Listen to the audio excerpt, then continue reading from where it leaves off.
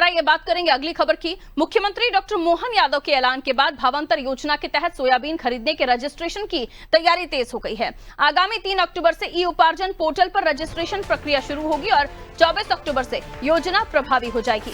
भावांतर योजना को लागू करने के लिए जिला स्तर पर प्रशासनिक अमले को दायित्व दिए गए हैं। इसके तहत किसानों को भावांतर योजना की खासियत बताने प्रचार प्रसार किया जा रहा है। इसकी जानकारी किसानों तक पहुंचाने के लिए प्रशासन जनप्रतिनिधियों का सहयोग लेगा। सरकार ने किसानों के सोयाबीन का एमएसपी 5,328 रुपए प्रति क्विंटल निर्धारित किया।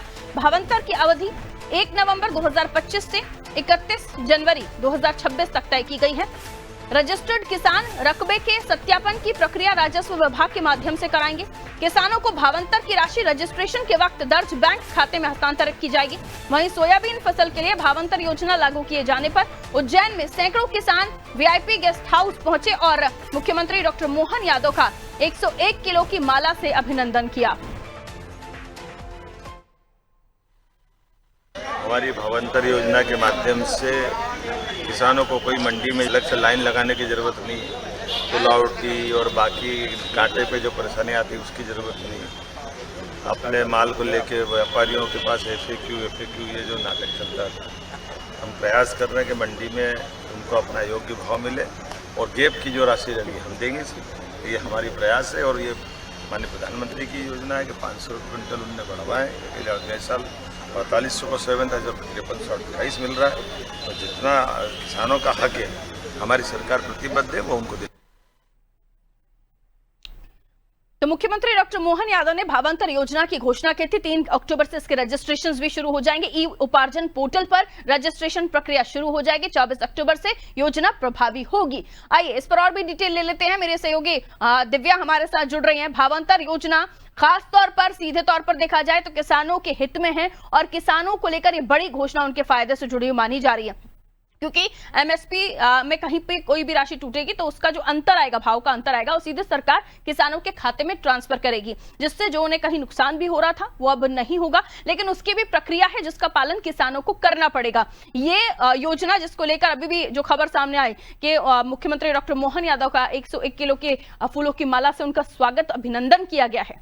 दिव्या जी बिल्कुल पारुल, जिस तरीके से ये योजना फिर से लागू की गई है 8 साल बाद, और कहीं ना कहीं सोयाबीन के किसान हैं उनके लिए बहुत राहत की योजना है, क्योंकि जिस तरह से अभी जो भारी बारिश और कहीं अल्पवृष्टि के कारण जो नुकसान किसानों को हुआ, पीला मोज़ेक के कारण नुकसान हुआ, इस कारण जो समर्थन मूल्य से भी नीचे किसानों को अपने जो कम कीमतों में अपनी फसल को बेचना पड़ रहा था।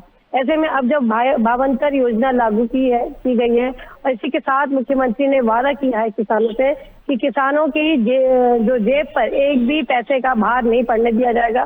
किसान जैसे अपनी जो फसल है बाजारों में बेचते हैं वो बेचेंगे, और अगर समर्थन मूल्य से कम होता है, अगर उस फसल की बिक्री कम मूल्य पे होती है तो उसका जो भी भाव का अंतर होगा वो उस किसान को दिया जाएगा। और इसके लिए लगातार प्रयास भी किए जा रहे हैं पारुल, जैसा कि रजिस्ट्रेशन प्रारंभ हो चुका है। 25 अक्टूबर तक इसका रजिस्ट्रेशन होगा, मैं माफ कीजिएगा 10 अक्टूबर से इसका रजिस्ट्रेशन होगा और 25 अक्टूबर तक इसका रजिस्ट्रेशन होगा। और लगातार कोशिशें की जा रही है पारुल की किसान जल्द से जल्द अपना रजिस्ट्रेशन कराएं। जिनको भी इस योजना का फायदा उठाना है तो इसका रजिस्ट्रेशन कराना होगा किसानों को। इसके साथ फिर उनकी जितनी समस्याएं वो खत्म हो जाएंगी। इसी के साथ लगातार इसकी मॉनिटरिंग भी की जा रही है। सभी जिले के कलेक्टरों को ताकीद किया गया है कि वो अपने जिले में किसानों को रजिस्टर कराएं। उसके लिए लगातार प्रचार प्रसार किया जा रहा है और किसानों को इसकी जानकारी दी जा रही है पारुल। बिल्कुल, किसानों को जानकारी दी जा रही है। जैसे कि आपने भी बताया कि 24 अक्टूबर से योजना प्रभावी हो जाएगी। 3 अक्टूबर से रजिस्ट्रेशन शुरू हो चुके हैं। तो भावांतर योजना को लागू करने के लिए जिला स्तर पर प्रशासनिक अमले को भी दायित्व दिए गए हैं। और योजना की खासियत ये भी है कि प्रचार प्रसार इसका भी जो खासियत है इस योजना की, इसके बारे में किया जा रहा है।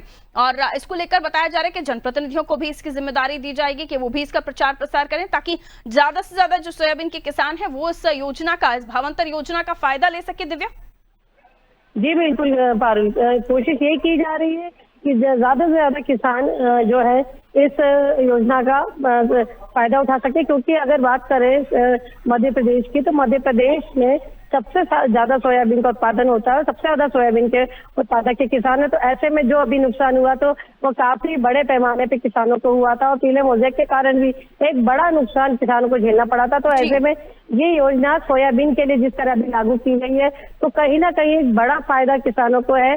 और जब ये राशि, जैसा कि बताया जा रहा है कि 2026 तक ये राशि, ये योजना लागू रहेगी, तो ऐसे में अगर कभी जो भी भाव में अंतर आएगा तो किसानों को मिलेगा। तो ऐसे में जो नुकसान किसानों को उठाना पड़ता था, कहीं ना कहीं इस मार से अब किसान बचेंगे।